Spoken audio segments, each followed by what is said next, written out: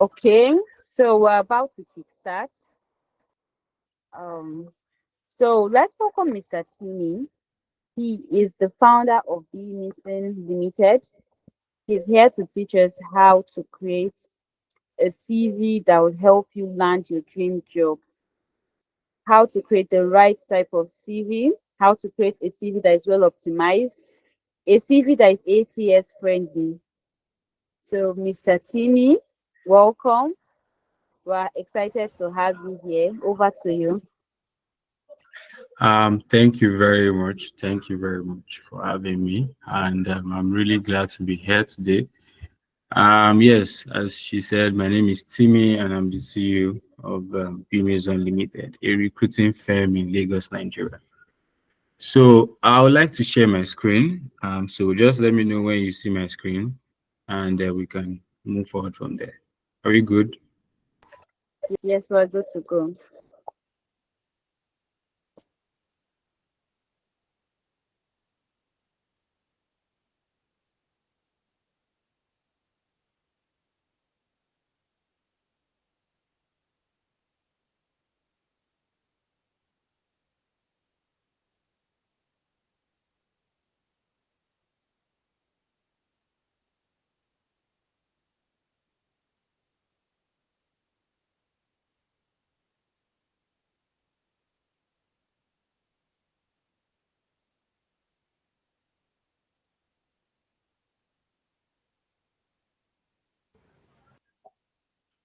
Okay. So can anyone see my screen?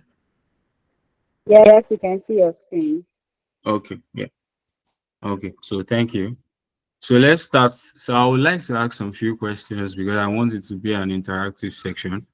And so I would love to ask, or I would ask, how many of us here have an idea on how many applicants a recruiter gets for, on average? Again,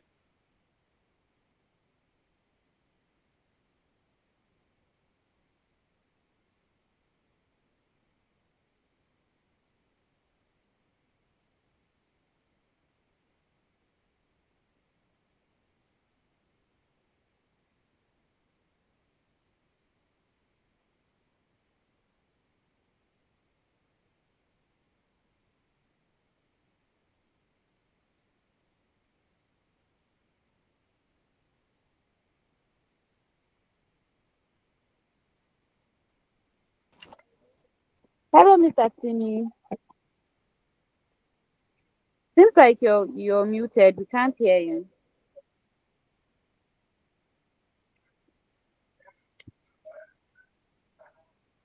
Hello, Mr. Timmy.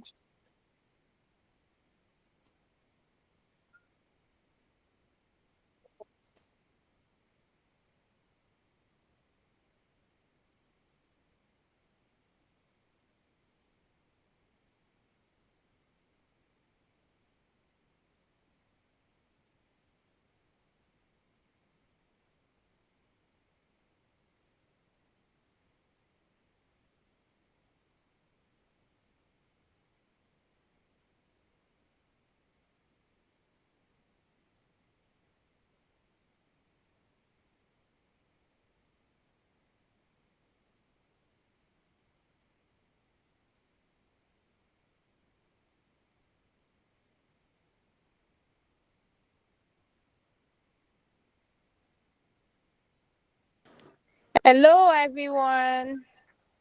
It's like we lost Mr. Timmy here. So if you know your teammate is not here before Mr. Timmy arrive, do them a favor because this session is very, very important. Do them a favor by checking up on them and tell them to join. Okay? It is going to be strictly practical and they would not love to miss this section. Today's section is very, very important. Ask your question about everything CV optimization, how to create a CV that lands you a good job, how to optimize your CV, how to revamp your CV, how to tailor your CV to the right job or the job description.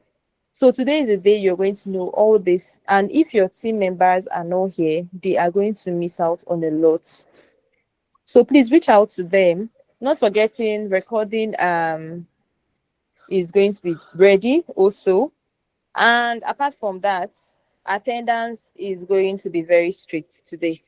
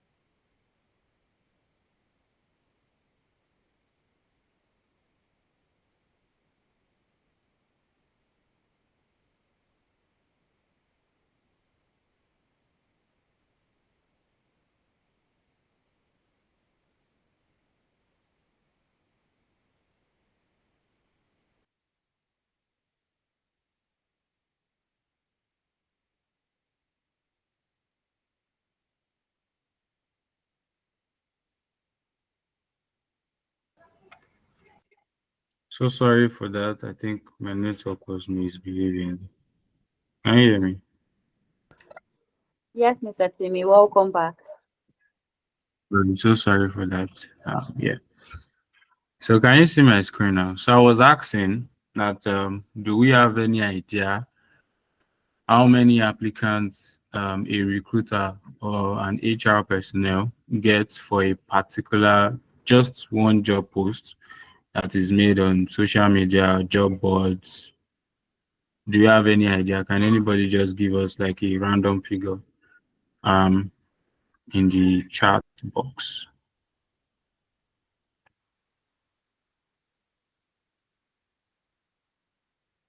Or you can just indicate if you want to speak. Anyone is fine. So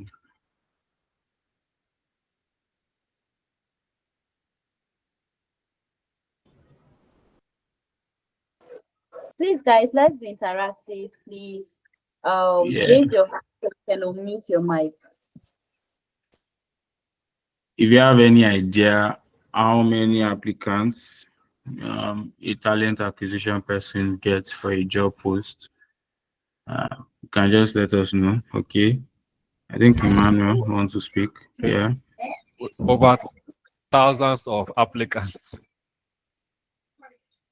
Can you hear Like me? that. Yes, Emmanuel. We got. Thank you. Yeah, I like that. Said over thousands of applicants, but let's just keep it simple.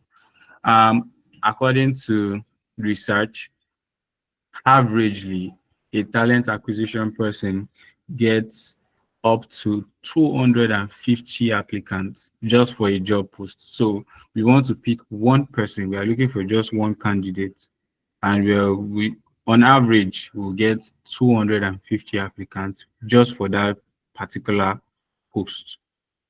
So why I'm starting with this is because I want you to know that yes, there's competition in this market that you we are in, especially in Nigeria. I'm not talking about anywhere outside the country.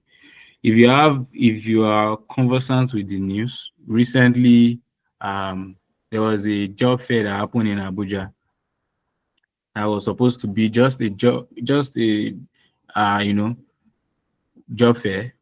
But when the social media and everybody started, posting what response, how people were flooded, like how the hall was so flooded, and they had to be on a queue. It tells you that, and the funniest thing is that it might just be only maybe the total number of the people they are looking for that particular job fair can just be, let's say, 50 or 100, if that is not even too much. So that particular company is looking out for. But look at the people that came for the particular job fair.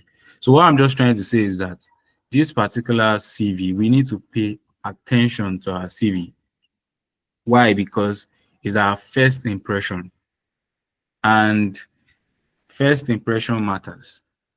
If you're applying for a job and you just, you just draft your CV anyhow, the way we usually do when we were growing up then, when we just came out from school, we'll go to the cafe and just tell them we need a CV, and the person, those people just, up into their system, pick up one template, just change the name, change some few things, put some few stuff, and they are done.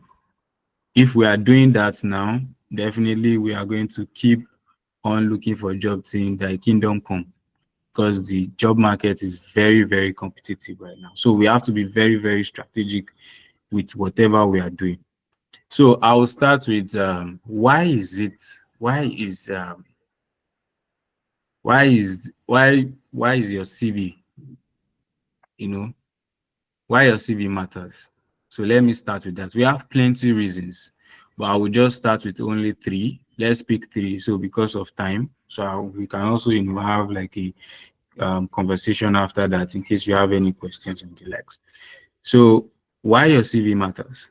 As I've said, it is your impression, like first impression. And the thing is that, for according to research, a recruiter has less than 10 seconds to determine if he or she wants to continue reading your CV or not. 10 seconds. So imagine that, just count 1, 2, 3, 4, 5, 6, 7, 8, 9, 10. If I can't find anything, intriguing, anything important on your CV, we are moving to the next. So that means that we need to make our CV, attractive. I don't know if you understand that. Your CV has to be very, very attractive. What do I mean by that? It's not you putting pictures, adding some, design. That's not what I mean. But, making sure that, yes, your CV is in the right font. Don't use, funny fonts. I see people using different fonts, using all these. Just use a normal standard font that anybody will see. In case of people that are using glasses like us. So, so you can, we can see what you are writing. If I'm finding it difficult to read your CV, I will just throw it one side and go to the next. So we want to, pay emphasis to that. So you don't want to use funny font while writing your CV. Make sure that your font is normal. 12 max. That's the normal body font, or 14, anyone. You use the normal bold text, and, to highlight important placement. Then the right CV, what a right CV does for you is it presents you in a good way. I'll give you an experience. It was last year we were looking for a digital marketer. Our the salary range was within, I think, 200 and 250 or thereabout. That was what we were looking at net. But because we saw somebody that has what we are looking for, we called this person in. We had the interview with the person. The person, the way you talk also matters. Confidence. It's not all about CV alone. We'll get down to that. Because of, the way the guy put his CV, we were able to, like, increase, instead of just sticking to our normal 250 base salary. We had to increase the salary from 250 to over 400 and something, 470 thereabout, just to, employ this person, because we know that, yes, this is the person we are looking for, and we are ready to pay anything to get him in. So if you have the right CV, definitely people are ready to pay you any amount to just add you to their team. Because if you pay the right attention to your own CV, you are very intentional about it, then you'll be intentional about anything else. But if you are not intentional about your own CV at first, and you don't even know the content on your own CV, that's a red flag for us. there are some candidates you ask questions based on their CV and they don't even have like those up-to-date knowledge about it. It tells you the kind of candidate these people are. If you can't take time to read your own CV, how do you want to do the job I want to give to you? Because we are bringing you on board to what solve problem, not to add to the problem that is on ground. So these things tells us who you are. So if you are able to do that at the first, the first step, you're able to put all these things in check, and we're able to find the right keywords, which we are going to also talk about as we are going. These things will help us, put you in the right spot. Yes, this guy knows what he's doing, and yes, this is the kind of candidate we are looking for. So the next one talks about make it professional and tailored. I don't know if you're a kind of person that when you go to Jobberman, you just go to the filter page. You go to I'm looking for customer care personnel. Then Jobberman tells you they have over 500 and something jobs of customer care personnel. What you filter is by salary. I'm looking for something that can pay me, let's say 500,000 to some. So you filter by that. You have, let's say, 200. And what you did next is now apply. You just apply to everything. At least if they did not pick me for one, they'll pick me for another. We have people doing that. It's not like it's bad. I know you are trying to, just widen your scope. At least you pack one, they should be able to pick you in one. But if you are not intentional about it, it also go the wrong way. Why? Because we, the recruiter at the back end, as I said, we usually get a tons of emails, tons of applicants. What we are always looking out for is, do this person read the job description? That's one secret nobody will tell you about. We want to know if you take out the time to read the job description. That's the number one thing. How are we going to know? We will know in your cover letter if you have a basic knowledge of this job, not like you have the basic knowledge of the requirement, what is expected. Because of the right executive customer care clinical does not mean that all those jobs are the same. Sometimes the responsibilities differ, the roles differ, like they are different. So how do you know? How do you tailor your own CV to that? First thing, you have to understand the job description. Two, make sure that your CV is not more than 2 pages. Unless if you have, let's say, 10 years of experience, executive, then you can add more pages. But if you don't have up to 10 years of experience as an executive person, please make it 2 pages. If you have too much experience, tailor that particular CV to that particular position. Look at the requirement and look at the experience that matters and include them in your CV and send it. So make sure that that is very, very important, and make sure that yes, majority of this is you don't just want to write, see what you can see X on this one. This one looks much more attractive, but why do we don't fancy this? It's because of yes, it's not detailed enough. Your CV needs to be detailed and it has to come in bullet form, like bullet points. We'll talk about what are the things as you can see here. So this is a typical example. So you don't just want to be vague. You don't want to be normal the way everybody is. Like everybody just say, yes, I'm a salesperson. Yes, I work as the floor manager in so company. These are my responsibilities. Blah, blah, blah, blah, blah. You want to add figures, add months, dates. Why are you that? Why are you doing so? You are being specific. And that is where your CV comes in. Like your CV will be very, very powerful when you use all these things. You imagine I'm going through this particular CV and I see something like this. Increase sales 30% in 6 months. What do you think will come to my mind? Let me first ask you. I want to ask anybody. Just give me an example. What do you think is going to be in the recruiter's mind when I see this in your CV? And I see other people just was okay. Yes, I'm a salesperson. I'm a salesperson. Yes, I was their head of sales clinical. I did this. I did that. You just put up your responsibilities, no achievement, no milestones, no career development, nothing, nothing. It's just like that. You're not applying for, let's say, a sales girl or you're applying for a professional role and your CV is like that. It's not going to help out. So I want you to just look at it. What do you think is going to be, what will be going through that particular person's mind when he sees, okay, someone that's add this in a CV that, okay, within 6 months when I joined this XYZ company, I was able to, influence their sales by 30%. And somebody that just, I joined the organization and I left 2014. What difference? What do you think? Why do you think I will go for another and leave another? I want anybody to just give me, like, just say something on that. What do you think makes this person stand out and why this other person stand out? Just give me your own reasons. Yes, thank you. Yeah, good evening, everyone. You can hear me?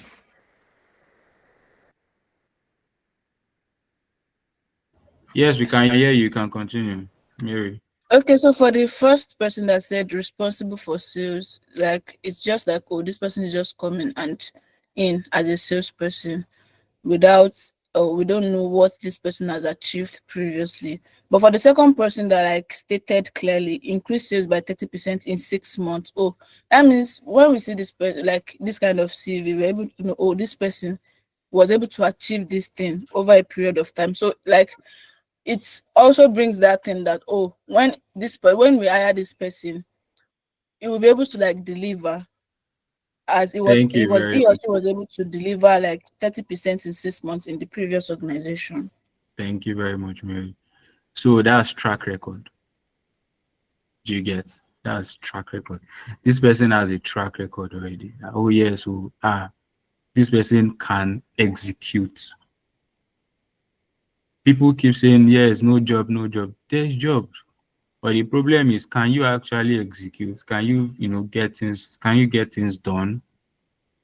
This person can actually get things done. This is just, I don't know the person, but I was like, okay, yes, this is impressive. If I actually check out for, let's say, I'm going through these 250 applicants, let's have that at the back of our mind, and I'm on the, let's say, 50 CV, and all of them have been using, okay, just representative, just sales, sales, sales, sales.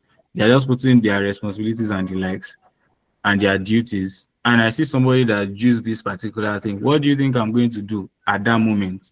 Even though I'm not going to, like, schedule interview with the person at that time, like immediately. But what I'm going to do at that time is pick that person as shortlisted first. Then I'll go back and go through that person's CV thoroughly. Do you get? Because of time, we'll just shortlist that person. So that person is not even part of the crowd anymore. We've shortlisted that person to another particular stage called shortlisted. Then we continue with the whole thing. So we'll go back again to the shortlisted and look at it. Look at the people we've actually shortlisted and look at, okay, what are these things? Okay, these are the things. Okay, we'll still look at, okay, yes, this guy has this guy has this guy has all the, okay, he has the response, he has the experience, he has the qualification, he has the skills that is required, then definitely we are booking call with this person. There's something we have that we usually, because we don't want to be emotional about it. All these 200 and something people, they are all humans. You just rejecting their CV means, okay, some people will remain in their place of works, toxic environment, different type of things that usually go through a recruiter's mind. Do you understand? So, but what we try to do is we have like a checklist that score each CV based on this criteria. So if your CV has those key things, then definitely you are moving to the next part. So now let's move to this other part. It says, so now there's this particular saying. I said, what is in it for me? If you're writing your CV or when you are writing your CV, you need to always have the employer's point of view at heart. Why is this person employing me? Or why do you think they need me in their organization? And what are the things I need to prove to show these people that, yes, I can actually get these things done? Do you understand? So there's what we have. We have a professional summary. That's your profile summary at the top, where recruiters majority we just want is like a summary of all your CV. So we can just go through. Don't make it too long. We see people writing all the like you're writing letter. No, please don't do that. Please don't do that at all. Make sure that it's not too much. 2 to 3 lines is okay. And make sure that this 2 to 3 line is very powerful. That's why we said you should tailor your CV specifically for the particular position you're applying for. If that particular position has some key requirements and you have them, make sure that you mention those key requirements in your summary. E.g., let's say we are looking for a floor manager. This floor manager should have, let's say, 2 years of experience in fine dining restaurants. Do you get? Must have, let's say, a certification in hospitality or management. And this floor manager should have in-depth knowledge of hospitality, especially in the fine dining space. That's the a la carte style of settings. So now, if you are that, when you read that, you say, okay, these are the things. Okay, then you read the requirement, you read the duties, your responsibilities, and the like. You're like, okay, so this is what this person. If you don't understand, copy that, paste it on ChatGPT. Tell ChatGPT to explain this job description to you. That makes it very, very much easier.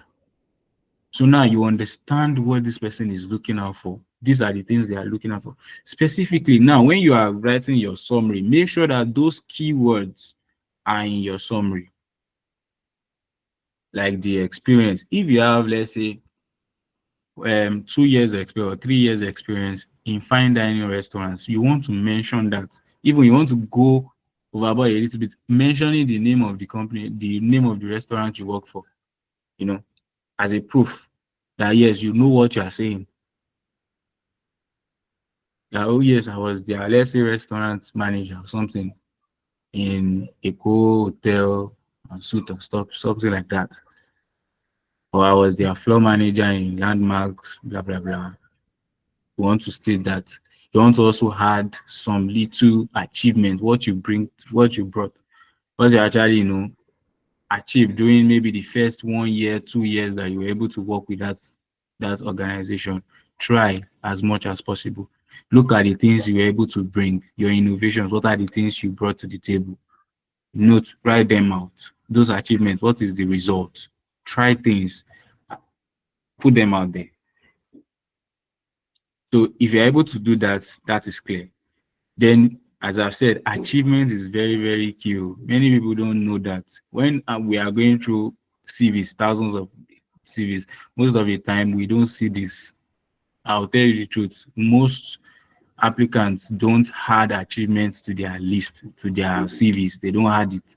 It's just few people, and you keep seeing some people, they will apply to XYZ jobs, and in no time you see them, they are in for interview, they are invited for interview. Because of what? They are adding this. An achievement is try and add numbers. As we said, don't forget all these 30%, 10%, but please don't just add those numbers.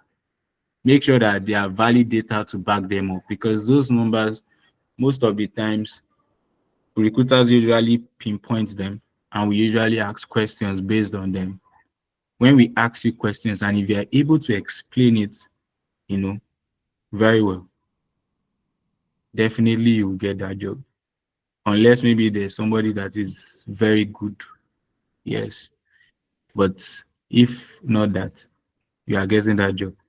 Just know how to, say this, always put it out there. So numbers replace numbers all the time, 30%, 5%, but make sure you're able to calculate and prove why you said that. Then always look out for your skills are very, very important. So there's this test I would advise every employer to every employee, I mean, to go and take. So to measure your skills. So when you take that particular test, it's help you, to identify your communication skills, your problem solving skills, your um, you customer, all those things like that, technical skills also. You're able to, back it up with real data, if you understand what I mean. So when you are telling anybody that yes, I'm very good at communication skills, for instance, like I'm very good when it comes to my problem solving skills is excellent. Now they might choose to test you out with an assessment test. And if you did not perform well, just be like, oh, this person is just writing rubbish on this stuff. And there's a way we usually, pin notes on your CV. If you apply for this job, you did not get it, and you apply for another role, as long as your CV pops up, we will still see those notes. So you don't want to have a bad record on your notes, on your CV. So if there's a bad record, that's back end. I'm just telling you. So if there's a bad note on your record, like, oh, this person has a attitude of, okay, maybe not showing up, this so like all those notes is on your CV and the like. So when you keep applying for any job, as long as it's that particular recruiter or that company, or maybe that recruiter moved to another, because there's a way we usually connect to each other too. So we have some platforms where we share also. We send some of our applicants to other companies. They will never share your profile with other organizations, with other recruiters, because they can't rely on you. So all these things matters too. And retention also matters when it comes to CV. How long you spend in an organization matters a lot. When we look at your experience, we are looking at how long you spend in that particular organization, how many years, how many months. If we notice that, oh, you have a trait of, okay, leaving an organization within 6 months or within a year, if you have all these things on your CV, you will have the chance to an interview. You'll be invited for an interview, but you will see that the talent acquisition personnel will ask you, or the HR will ask you specifically, what happened? Why are you, changing jobs? Like, what are the reasons for this, you moving from? If you don't have a valid reasons, then definitely that's a red flag. Unless maybe they are looking for just a contract role, short-term, part-time roles and the likes, jobs that do not require you to stay long. But a full-time role, definitely they will look at that. So you also have to look at, if you know that yes, you're a kind of person that leaves company within 6 months, just be looking for contract jobs or part-time jobs. That's where you just try and build your profile in a better way. So I think that helps also. So yeah, how do you make recruiter remember your CV? When I was writing this piece, I remember two people. You can see how I've placed over, I can't even, I've lost count, but at least last year when we started, we've placed over 100 applicants. That was within 8 months, placed over 100 applicants. If I'm to count, add from that to date, that will be more than 200 and something, or 300 and something applicants that we've placed in different organizations. And out of those applicants, when I was writing this, I only remember two people. What do you think? No, let me say three people. Three people, yes. Three people. If I was to get any sure offer, let's say, I was to get any job that is very competitive, yes, they need XYZ, so stuff, who do you think I'm going to reach out to? definitely I'm going to reach out to those 3 people. As long as that particular job or that particular position is in their industry, is in that particular sector that they are working in, I will reach out to them and talk to them about it. Unless if they are not interested. And why do you think I remember these people? One, I'll tell you, is um growth. Let me add it like that. Growth.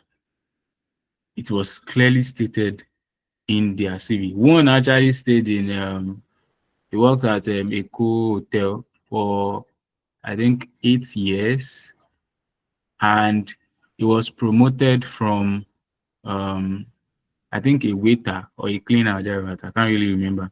A waiter or cleaner from waiter from I think waiter, yes, to the line of manager. So he stayed there for I think 8 years or 9 years there. Can't really remember, but he used that lengthy years and he was progressing.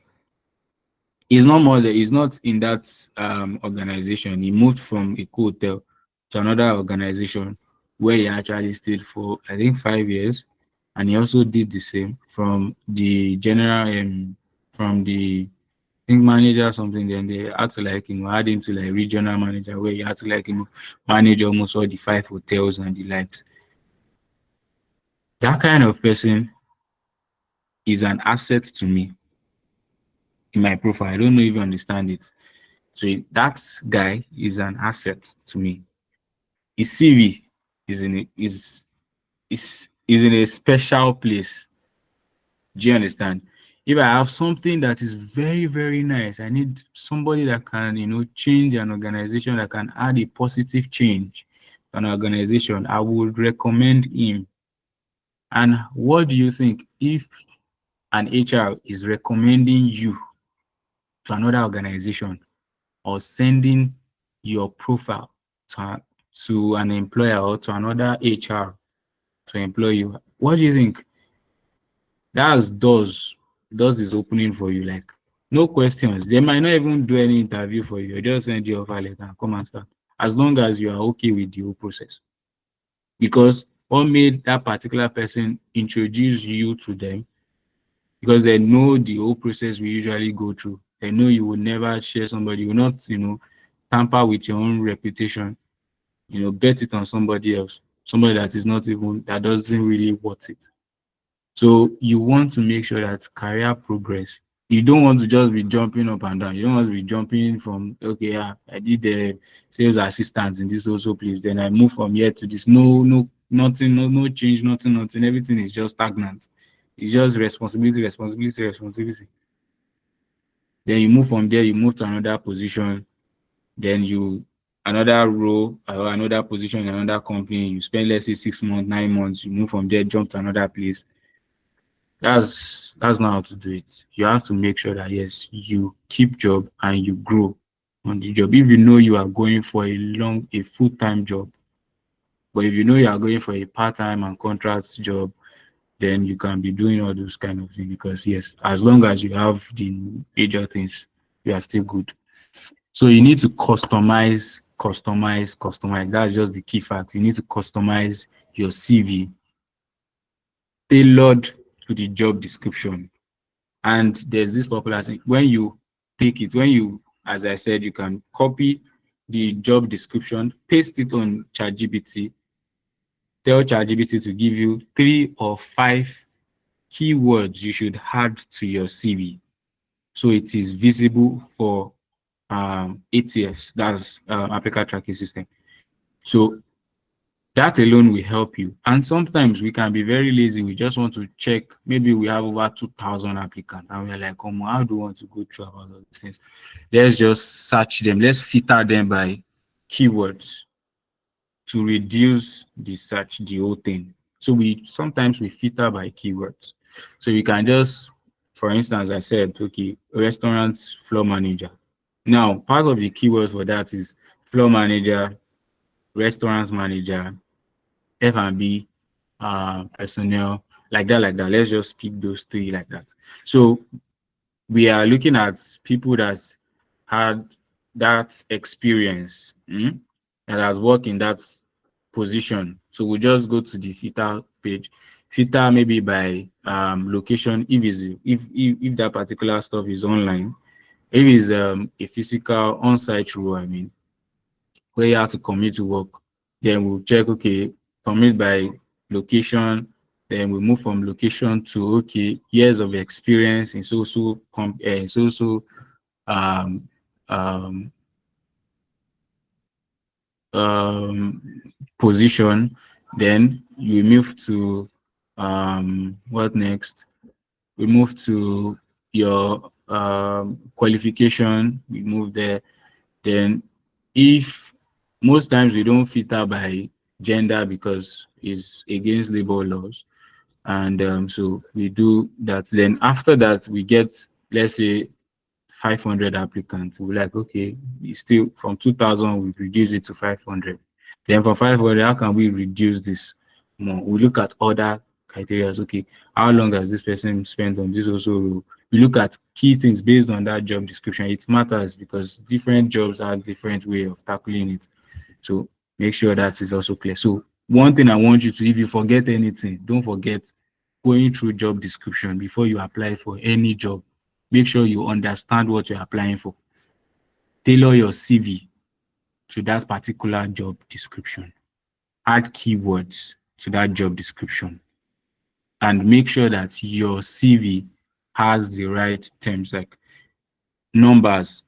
It tracks progress, that's career growth, achievements, and other factors like that. So just make sure that all those things are there. And if you are applying for an on-site role, make sure that your address, don't just write Lagos, Nigeria. Please be specific in that kind of, if you are doing remote, you can just put Lagos. Nobody will blame you. Do you get?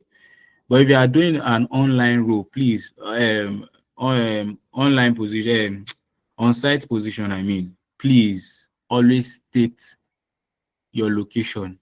If you don't want to put the full address, then you can put maybe Lekki Phase 1. We know, okay, yes, you are within Lekki Phase 1, Lagos, blah, blah, blah. You can put maybe Ogba. Do you get? So that's narrow that search, because if you are looking at, okay, yes, this particular job is within Ogba, then please make sure that it's within that perimeter. Don't go, unless if you see provided accommodation will be provided, or if you have somebody that, yes, you can stay within that place. And if you know that, yes, it is not clearly stated that, yes, accommodation will be provided and you really need the job, state it in your cover letter that you notice that this particular job is not within your vicinity or your area, but you have somebody in that place where you can stay, so you are open to that also. So now when they are going through that, they know that, yes, this person has gone through the job description, have an understanding of this whole thing, and yes, okay, so that is being settled. So all those things are very, very important. You don't just want to click, apply. You want to go through it. It is very, very much possible when you apply 5 jobs, you apply for you apply for 5 jobs and you have interview for 5 jobs. Very, very possible if you do your due diligence very well. So add certification, voluntary works if you do any, if you engage in any, then also all those things. So add all those things to just make your work, your CV looks big and the likes. So that is another way you can tackle it. Then yes, looking at ATS. So please, ATS can't read image. Don't add your picture unless we tell you to send your picture. Don't add pictures to your CV. How do I put it? Then you are trying to put what they call it, charts, table, all those things. Please, just remove all those drama. Now I know that, yes, AI is helping out, with ATS, but it's not still perfect. So you don't just want, because one thing about this ATS is that ATS can be very good to you and can also spoil everything for you. If your CV is bad, the talent acquisition will not even see it at all. That's the worst part about it. They will not see it. But if your CV is good, the ATS can read all the things on your CV, then definitely you will get a rate on that CV. And that's not just it. The way ATS work is that it looks at these major things, like for instance, as I've said earlier, so looking at criteria based on work experience. Please don't add grammar. Don't be putting, you can tell us, okay, you study, you have BSc, or you have beginning or you want to use grammar and scatter the whole. Just use basic English. Very, very simple. Because that's how these things are programmed. And if you can use what they call it, grammar, you use grammar to scatter everything. You see that yes, he's not getting the whole thing, and you are just there.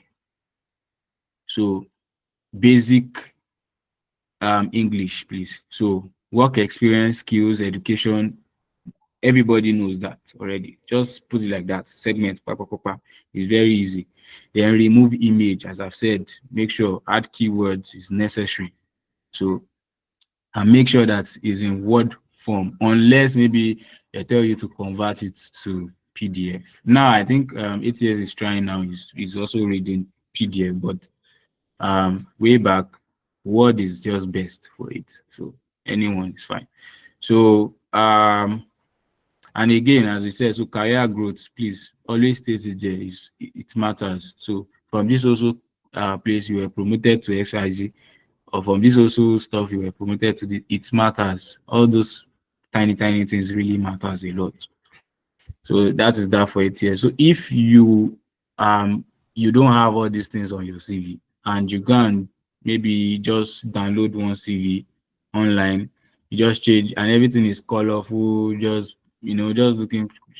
If you post it, you use it to apply for a job, unless maybe the applicants, the talent acquisition people are using the manual process, that's using Excel sheet to go through the normal applicants, like go through them one by one. And how that works is they will still use filter. That's how crazy it is. They will use filter because when you are applying for it on Google Sheets, you'll see there are some questions they will ask you. Those questions are your, so you have to pay attention to those questions if they are using Google Sheets. When they ask you a question, try as much as possible to answer that particular question to the best of your knowledge. Keep it concise, like make it short, not too long. Add achievements, don't forget, very necessary. Progress and all those things and your skills. So answer the questions, and yes, best to don't lie, because there are sometimes when you ask candidates, you ask them, do you have 3 years experience as XYZ? You see them, they just put yes. Only that is a red flag. When you just put yes. So place where they say you should state, kindly state. Don't just write, don't be lazy. Because funniest thing is that it might just be that particular part, that's the place they will rate you from, because it's not everybody that is using ATS, because ATS is expensive. That's just the truth. You get ATS that you are paying monthly $15, and it's not all SMEs that can actually afford that. You know what dollars is right now, so $15 and it's per user. So if you have, let's say, 3 people on this thing, 3 people is added to it, calculate 15. And some is $10, some is buy off, and the buy off is extra, I think like $500 or something. So it's different. They have the subscription base, they have the per user base, they have the buy off offer, and they have the build from scratch. Build from scratch is where you get people to build it for them. So it comes in different forms. So there are some people that can't really afford ATS, so they go through the normal channel, use spreadsheet to do the whole thing. So when they're asking you questions, make sure you pay attention to those parts. Answer that question as much as possible. And when they say you should write your cover letter, make sure that you add those keywords that you've listed out, the achievements. Make it brief, not a page, not something you'll be writing 5 page. Make it just, even if it's not up to a page, but just make it very brief and powerful. So mention your achievement and what you can bring to, what you can contribute to the team, because you understand what that particular job is all about. So these are the things. So if you have the right CV, definitely you will get job. That's just the truth, because CV will present the opportunity of interview. And it doesn't stop there. So if you have the right CV, that is one leg. The second leg is preparation. And the third leg is, maybe let me say hand, the two hand is your LinkedIn profile. If you are going for a professional role, yeah, very, very much important. Your professional page, that's your LinkedIn profile. Your LinkedIn profile should be optimized. Make sure that, yes, all these things has the up-to-date information. If possible, keep the track of your the organizations you've worked with, and move from, okay, yes, I've changed from this, that, because it reduces the stress of doing background check, reference check, and the likes. So that is also another one. So when you have the right CV will land you, will give you the opportunity into the room. And now it is up to you to now prepare very well for the interview. So that is that. So quick check. So one is crafting a winning CV, highlighting your strengths, stand out, optimize for 8 years, and land your dream job. So please, in plain English, what I need you to do, never for if you did not remember anything, please don't forget these things. I want to walk you through how you do it now in plain English. One, before you even go to either job boards, which is LinkedIn, Jobberman, Indeed, JobMeg, and the likes, all those things. Before you go online or social media, either Twitter, Facebook, Instagram, before you go online, first thing you want to first ask yourself is, look internally. What are your skills? What are your core? What are your weaknesses? What are your strengths? List them out. Do the test. That's big 5 test. Do it. I'll also leave, I don't know, I will send it to her so she can send it to your community. You can take the test and get the certificate, the results. Then that can also help you. So if you see areas where you need to improve yourself, you can take in courses to help you improve in those areas. If you know that, yes, you'll be going for, let's say, digital marketer, I can't, I don't know, everything is just coming to my head. So digital, let's just pick it. Let's just pick one. So let's say you're going for a digital marketer, and you know that, yes, you're not good at content writing, you're not good at ad creation, you're not good at, maybe SEO, all those things. You want to make sure that, yes, you back it up with some certification, take some course to increase your how would I put it, to give you much more boosts. I think that makes sense. So you want to take those courses to understand and take that test again and see that, yes, you have those right skills. Now go to any job boards, have your maybe basic CV, all the places you've worked. If you know you don't have any experience, write to big organization as intern. You want to work with them maybe 6 months, 3 months, 1 year, write to them. You just want to, then you pick a flexible period, work with them for some while, get original knowledge. Please, it is very, very important. Get the real knowledge, not just writing everything, writing ahead. So you want to have real life experience. So when you have that, you back it up with your, and don't when you are doing that intern, please don't be after all they are not paying me, or yes, they are paying me little, let me just give it the whole, like give it your best. Do any project that is coming in, make sure you are working on them and note them down, note the achievement. Ask them, how can you can ask, say, hi, okay, I worked on XYZ project. We are able to close, let's say, 50 particulars. So we are able to get, let's say you assist in writing a blog post that later converts, let's say 500 potential clients, and the team were able to close, let's say, 10% of that, which is 50. that is achievement. Then you have to now craft it. Use AI. Tell AI that AI will help you craft it in a way that yes, will make sense. How you were able to assist what you did specifically. Then you add it to your own CV. That is a touch.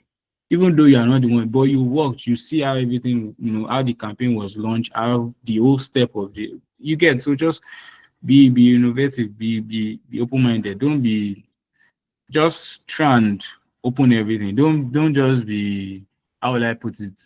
Don't be Steve. So do research, ask questions.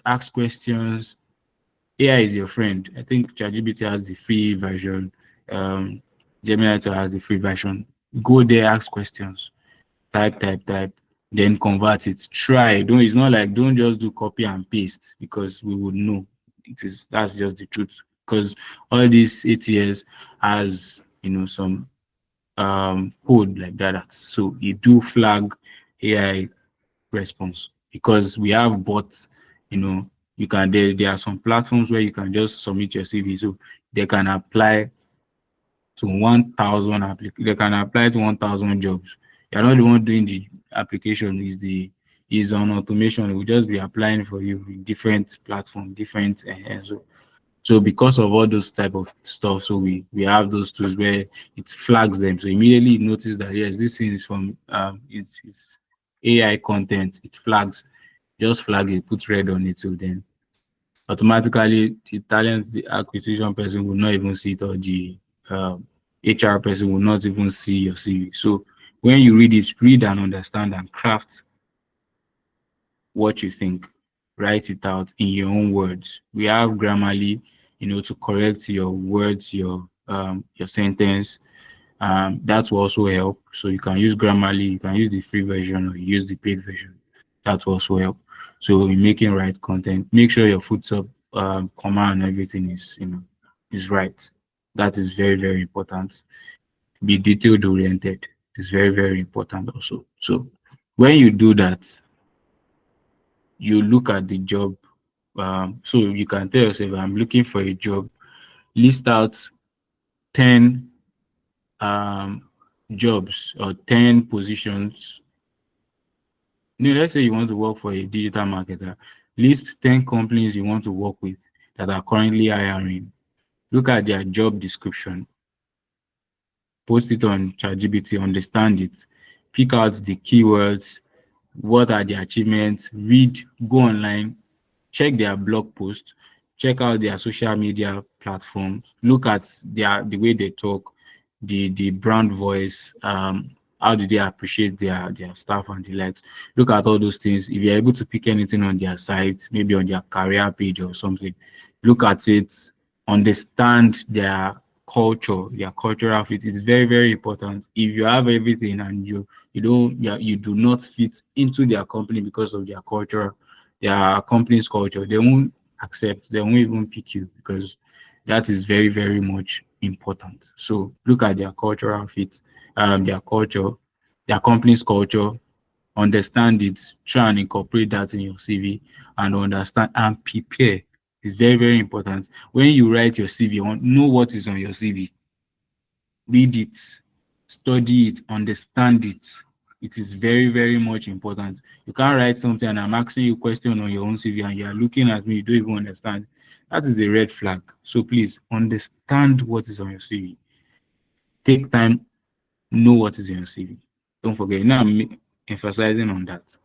So when you're done with that, you pick out the job description, you write out the keywords, write out the responsibilities, you write out the requirements and the likes, the cultural fit, the take and everything. And now you now come back to your own CV and revamp your CV tailored to that particular job. And you put it, you can create a spreadsheet, write out the company's name, the dates you applied for that particular the date you applied for that particular job. Then give it 7 days or 3 days interval. If you didn't get any mail from them, because rejection mails are always after 3 days. If you didn't get any rejection mail after 3 mail, you didn't get anything from them after 3 days.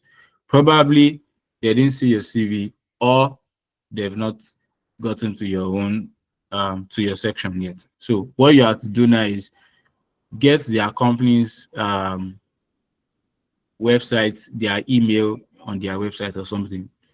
Copy it out, write a tailored email, a brief tailored email, informing them that, oh, you applied for so position. You just want to know if this particular position is still available, and you are really you are eager to know the next steps and the likes. So send it to them, wait for some days. If you didn't get any response, send a follow-up email.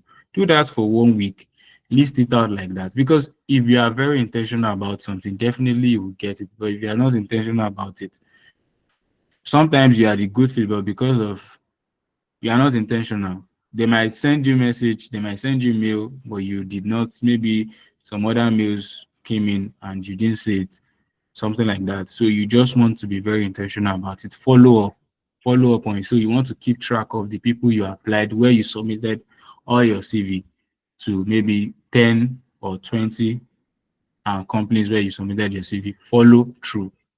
Keep on sending them in intervals. First 3 days, I will send this. Um, the next 3 days, if I didn't hear anything, or the next 4 days, I'll send this, and I'll give it time, maybe 7 days after, I'll send this. Then if I didn't get anything from them at all, then I'll send my conclusion mail. That means maybe that particular position, um, I'm not the right fit, or maybe that position is not available anymore. Then you move to the next. Then you close it on your hand, on your spreadsheet. You move to the next. Add another person to it. Do it like that. If you do it like that, there's no how. That alone shows that yes, you are deliberate about it. This person is serious. That's one thing we are looking out for. This person is serious about these things. When because of that, a recruiter can leave everything and go and look at your CV. This guy that has been sending us mail, let's check his CV. They will search for your CV and look, your CV is nice. Okay, let's have a session with him. Now they'll tell you, okay, what time? Please try and always give a day of upward. How will I put it? Like when they tell you, we would like to have interview with you. Please don't let it be immediate, so you can prepare. When they tell you, will you be available tomorrow? You tell them you like to do 1 or 2 things. So they can give you like 1 day in advance, so you can do your own, get to know everything about the company, get to remind yourself the job, the positions, the requirements, the everything. Just on this, read the job description again, understand it, ask yourself what are questions that they can ask. If they ask these questions, how are you going to answer them? Do you understand? So you want to prepare in advance, and prepare your answers in advance. If you do that, definitely you are going to get a job. But if you just leave everything for God, well, God will help you, but God will always bless people that work towards their prayer. Yeah. So that will be all. Do anybody have questions? Yeah.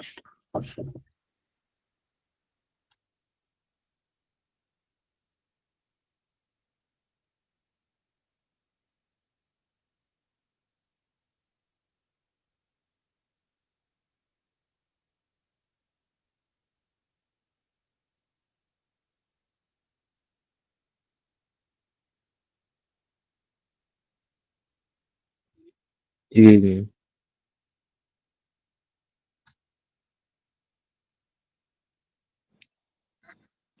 Good evening, please. Can you hear me?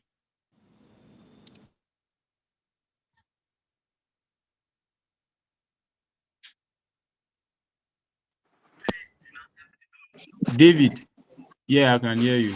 Can proceed. Okay. So the question I was asked is, when is it late to apply for a job? And for some, platforms like LinkedIn that, they write 100 plus have applied, 20 plus have applied. When is it late? How many days?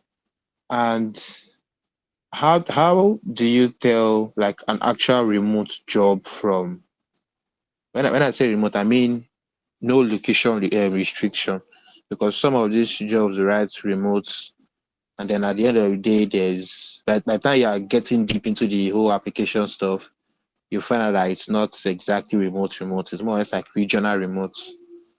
So how do you, avoid that from the get-go? Yes, that's what I wanted to ask. Okay, David, thank you for that question. So I think the first question you asked is um, when is the can you ask that question again? I think you said when what? When is it late to apply Okay, for when a is it job? late to apply for a job? Like platforms like Indeed, LinkedIn, where you get applicants, 100 applicants and the likes, right? Yeah. So Yes, these like these are the things I want you to look out for that. So most times you would always get, multiple and multiple of applicants. As we said, averagely you get over 250 applicants for just one position. So what you need to do is number one, tailor your CV based on that particular job description. Don't forget, tailor it, then still apply. As long as you check the job description and the deadline is not, it doesn't pass the deadline, then you can still apply. But if it has passed that deadline, then I think it is wise for you to send mail first to ask if that particular position is still live and if they are still accepting applicants. Do you get?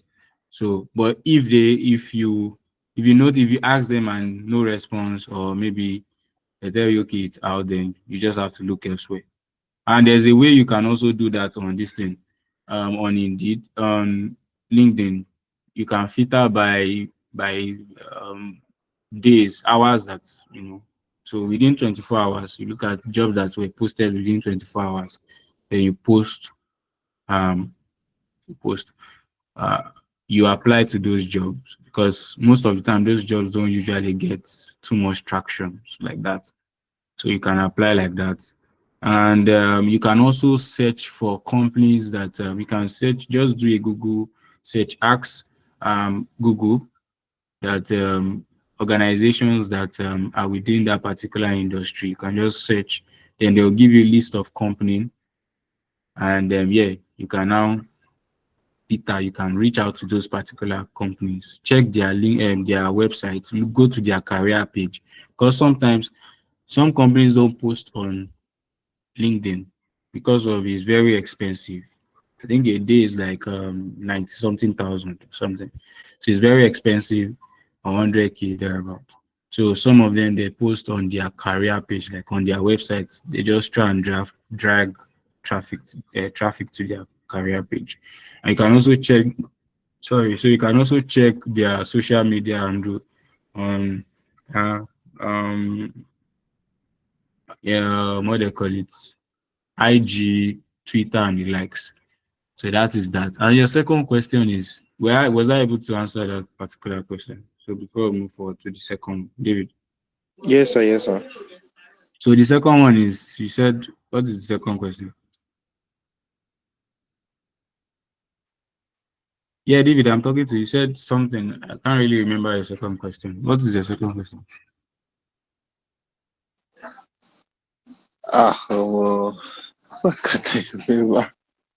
Oh, you can't remember. I did write it down. Okay, let me try and remember. Or if anybody can remind us, that would be so generous.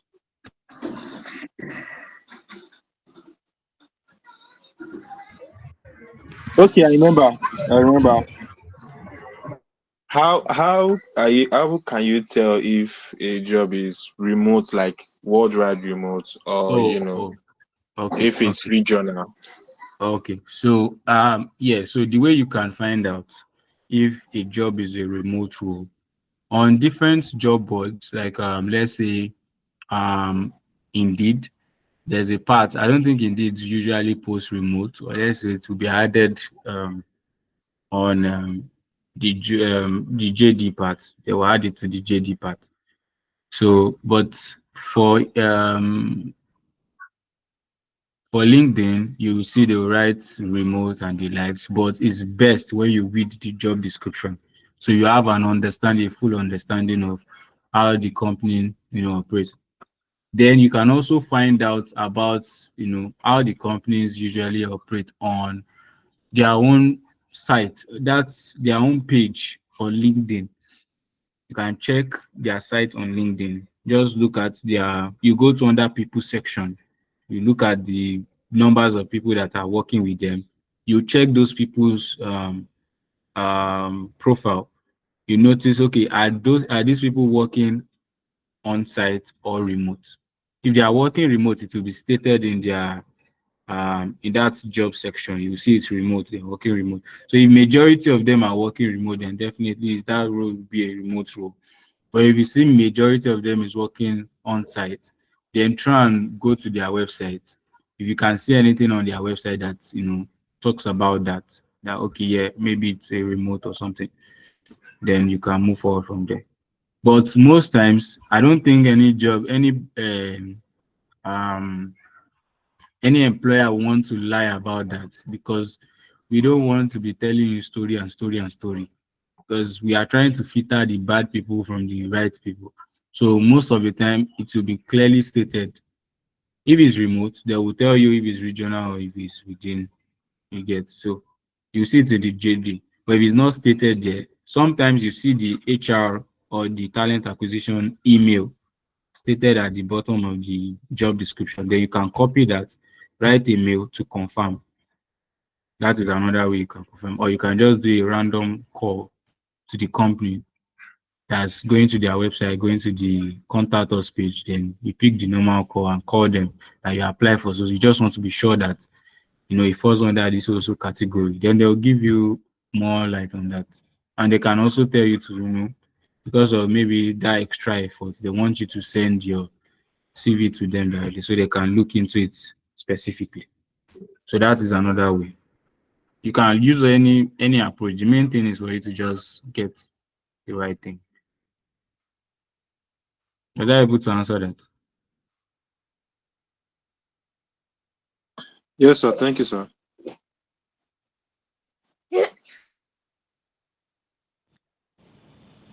Good evening, sir.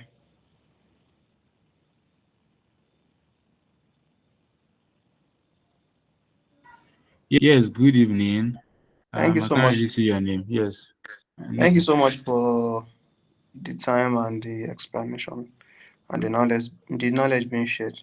I just wanted to ask that is it possible you share like should I say a basic or let me say a generic CV that we can use in form of a template to guide us whenever we intend to build our own CV or to serve as a guideline for those that have a CV on ground.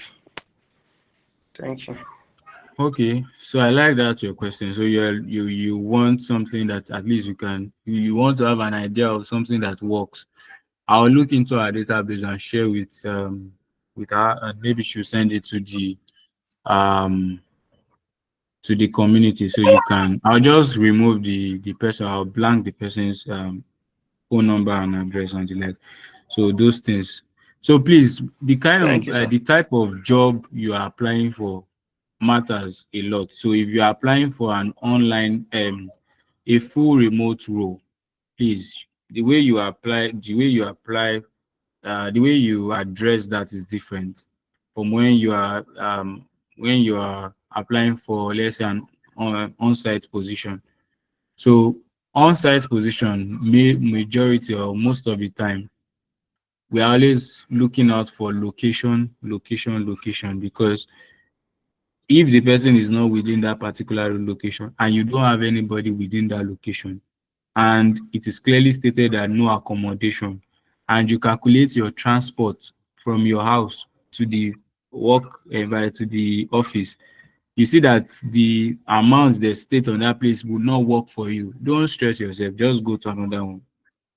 Do you understand? Just go to another, unless if you see negotiable, or maybe you see starting salary as XYZ. Because there are sometimes we put starting salary as 250. That means the minimum we can even pay is 250. So we can pay more than that if what you are bringing to the table is is okay.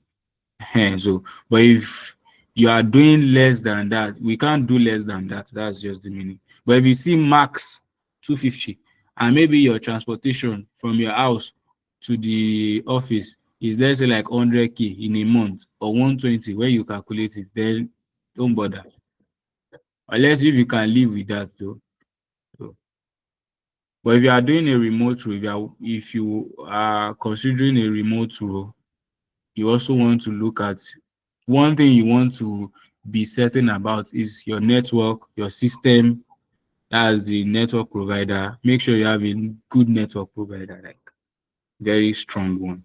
So you can state it also, heads up, and the kind of system you are using, maybe just to buttress point in your cover letter on how you can quickly get things done. If you have noise cancellation, mic and the likes, all these things matters for remote roles. If you have a good background, maybe a special office space, is also good. So when you read the job description, you understand what they are looking out for specifically. So if you see that, okay, these people are looking out for this whole thing for this particular remote role, then you want to make sure that when you are writing your cover letter, you mention these things. You mention them. Don't let your cover letter be too long. Make it brief. Yeah.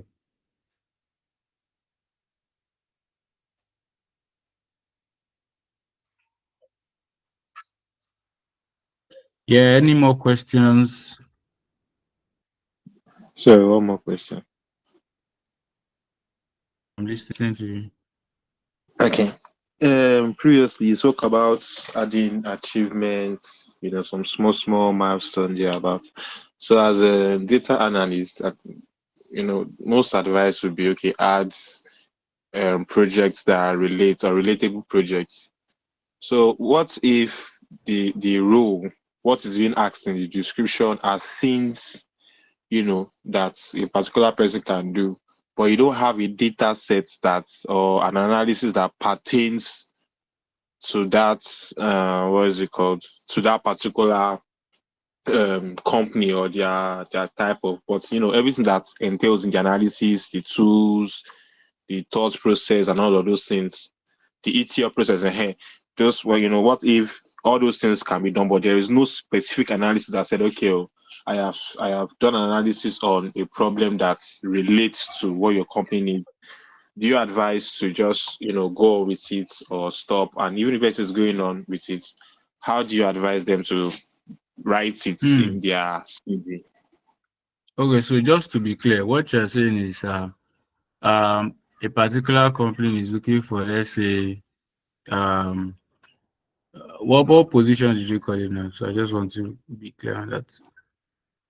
I Data said data analyst, I guess. analysis.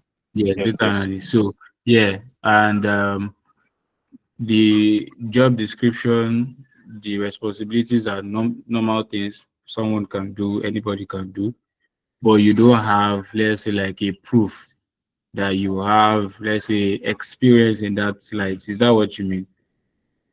Yes, something along that line, yes. Okay. So that's why I said at my closing talk, I said when you are starting your journey, it is always good if you can, work for any organization as an intern. Just try and apply. Tell them you want to work with them for 6 months or something. Then work on a specific project, capitalize on that project, and build on that. Because why I'm saying that is because you imagine, I told you earlier that we had, like, I think, wanted to employ a digital marketer, which our budget was 250, and we had to like increase it to over 100 and something because of what the person is bringing to the table. Why do you think we are able to do that? It's because of proof and what the person can do.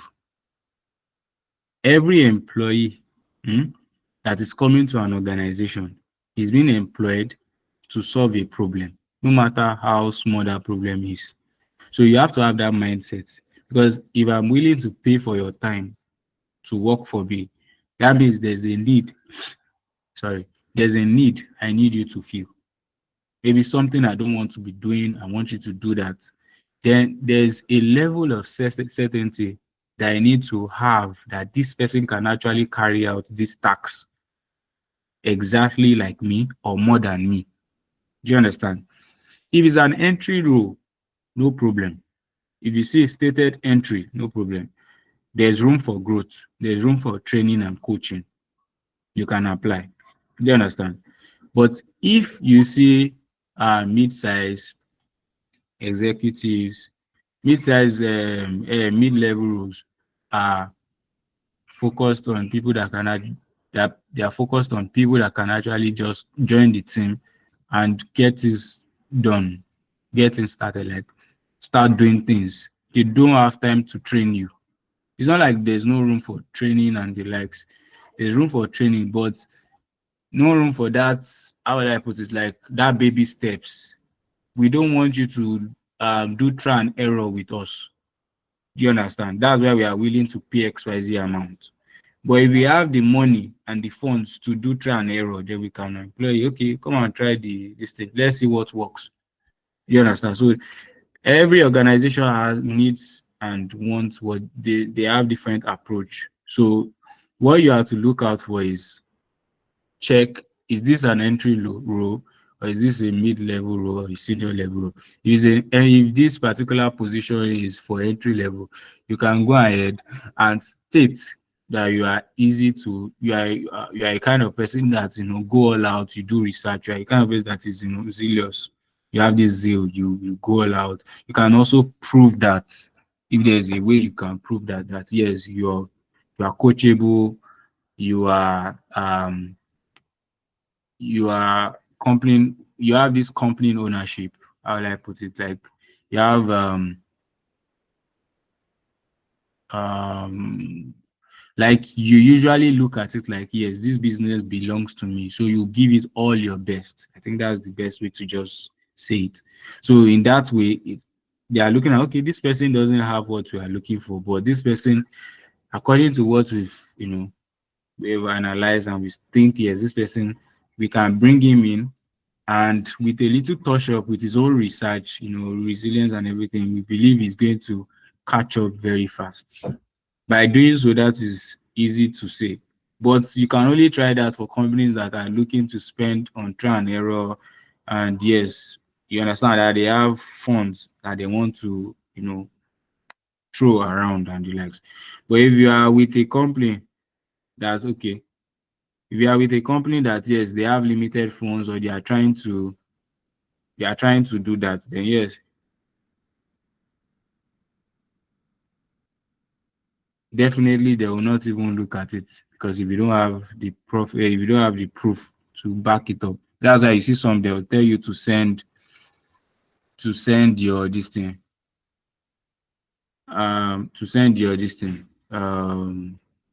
portfolios and stuff like that, just to look at what you've done in the past and the likes.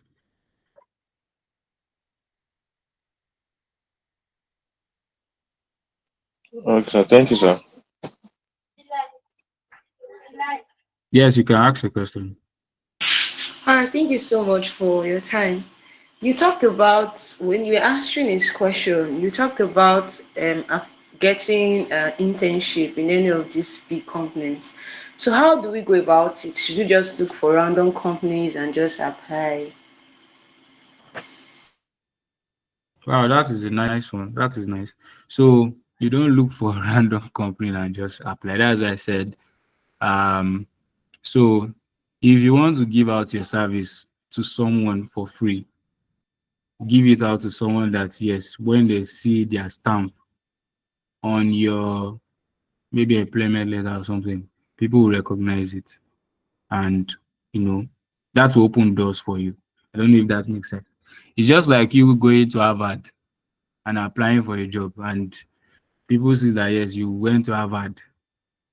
Do you understand? Automatically, that school alone has already given you edge over other people.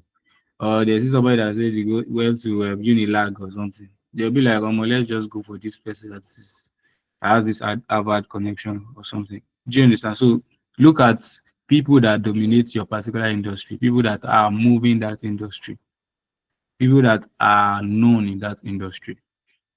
or that particular sector, or that anyhow you want to call it, then write to them. Then if you are writing to them, because it's not all of them that will have your time and say yes because of you want to work with us for free, they'll just tell you to come in. No, you have to also study them, do some analysis on them, ask questions, try and check their LinkedIn page, look at their posts, look at what they are putting out. Just try and do like a SWOT analysis on them, get to understand their weakness, their strength, and look at how you can, also be a positive vibes to them. Because sometimes you can go there as an intern and you end up working there. That's if you are giving the right value. That's just the truth. Do you understand? So that is what you should look out for.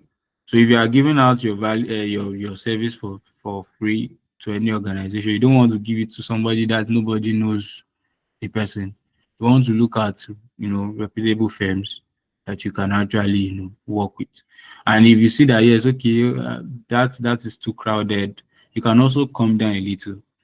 So maybe companies within 50 head count and let's say 100 head count, 20, 30 head count and the likes, that they are doing well in that space because you want to learn from them. Do you understand? I don't know if I answered that question. Yes, you did. It can be remote too, right? Like the Yes, internship cannot be definitely. remote. Yes, you can be remote. The main thing is you just learning. But I don't know, there are different policies in different companies. There are some companies that no matter what you do, if you are coming in as an intern, you have to come there, even though they operate maybe hybrid and the likes, you have to work on site. So it depends on the company you're applying for. They will determine how to move forward. Yeah. All right, thank you. Mm, yeah.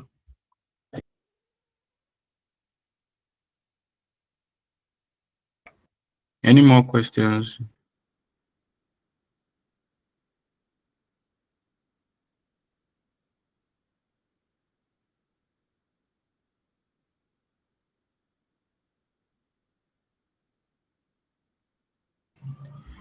So are we done or what? Do anybody have any questions before we wrap up and go?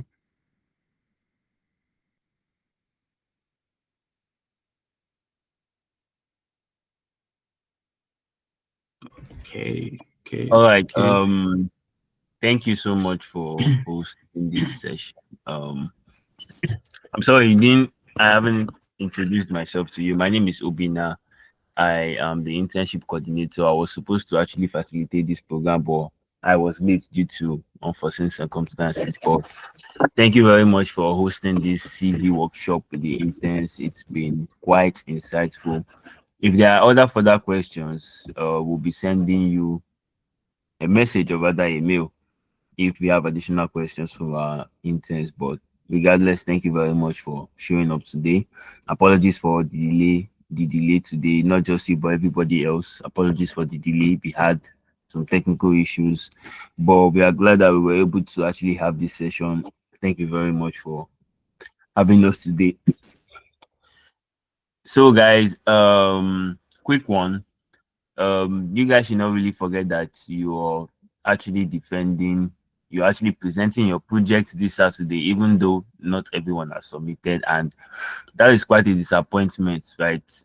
I don't know if your mentors reached out to you for you guys to actually pass on your assignment on your project on Saturday, but for those of you that have actually complied with that, well done. If you have not complied, please ensure that you actually submit your project and then be ready to actually present your project, organize your team together, because it will be a quick session and we'll have so many things to do on Saturday.